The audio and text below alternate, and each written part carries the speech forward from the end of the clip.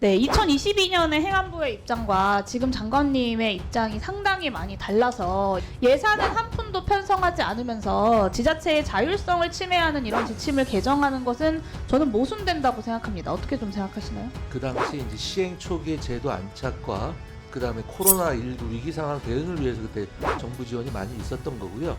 의회하고 같이 협의된 교부세도 거고요. 2년 연속 7조, 8조, 올해도 4조 이렇게 펑크가 나고 있는 마당에 지자체에서 그것을 자체적으로 발행할 여력이 있다라고 말씀하시면 안 되는 거 아닙니까? 제가 여쭤본 건 예산은 전액 삭감하면서 지자체가 이것을 활용하는 데에 여러 가지 제한을 두는 지침을 개정하는 것은 모순된다라는 말씀을 드린 겁니다. 그 지역사랑 상품권 지원 예산 전액 삭감한 예산안이 올해도 국회에 제출되었잖아요. 네. 작년에는 야당 요구로 3천억이 편성이 되기는 했는데 올해도 2회 연속 전액 삭감 예산안을 올렸다라는 것은 정부에서는 이 예산이 좀 불필요하다 이렇게 판단하고 있다고 제가 이해하면 되는 걸까요? 그렇죠. 그거는 이제 아까 말씀드린 바와 같이 장단점이 있기 때문에 서로 간의 의견이 다를 수는 있는데 일단 정부의 판단은 지금 필요성이 해소됐고 지방자치 자체적으로 충분히 발행할 여력이 된다라는 것이 현 정부의 판단이고요.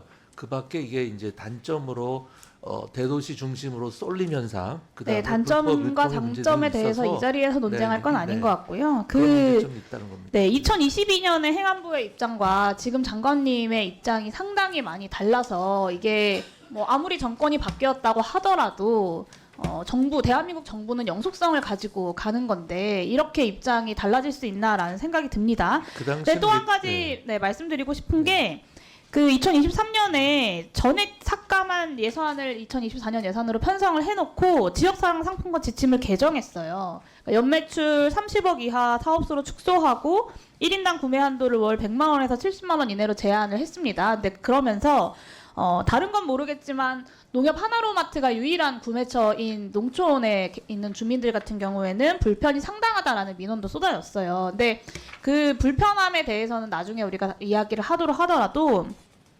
예산은 한 푼도 편성하지 않으면서 지자체의 자율성을 침해하는 이런 지침을 개정하는 것은 저는 모순된다고 생각합니다. 어떻게 좀 생각하시나요? 아까 22년 말씀은 제가 아까 말씀을 드렸는데 그 당시 이제 시행 초기의 제도 안착과 그다음에 코로나19 위기 상황 대응을 위해서 그때 정부 지원이 많이 있었던 거고요. 그 지침도 장관님. 그 당시 잘 아시겠지만 지난 국회 때 의회하고 같이 협의된 거고요. 교부세도 2년 연속 7조, 8조, 올해도 4조 이렇게 펑크가 나고 있는 마당에 지자체에서 그것을 자체적으로 발행할 여력이 있다라고 말씀하시면 안 되는 거 아닙니까?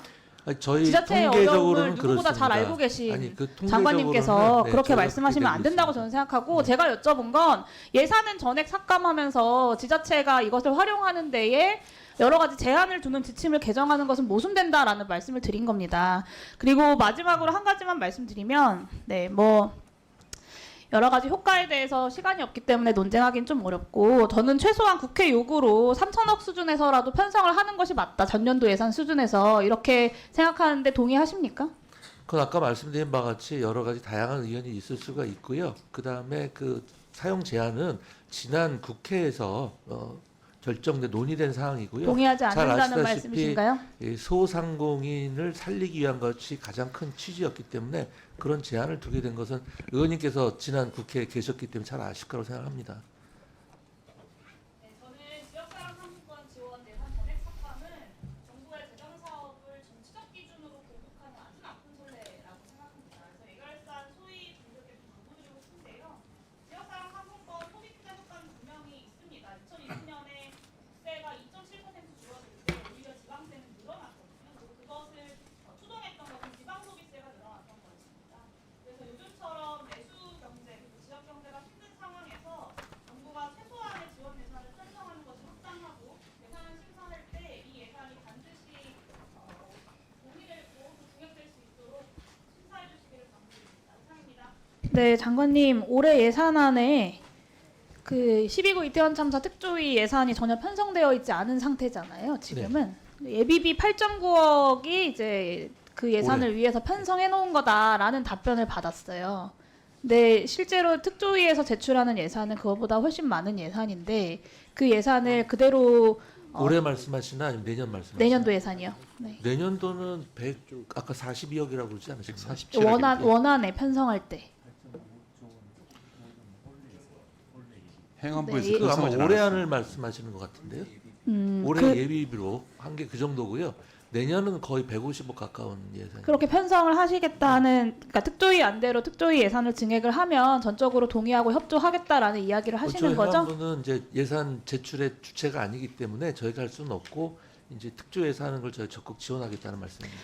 네, 그리고 특조위에서 시행령안 의결을 10월 15일에 했어요. 네. 그리고 행안부에 10월 18일에 제출을 했잖아요. 네. 그리고 20일이 넘었는데 그 네. 이후로 실무적인 검토 의견이 전달이 안 됐다고 들었는데 맞습니까? 전달은 됐고요. 전달 지금 그게 하셨습니까? 마무리 단계에 있는 걸로 알고 있습니다. 그 원안 그대로 최대한 진행이 되는 거겠죠?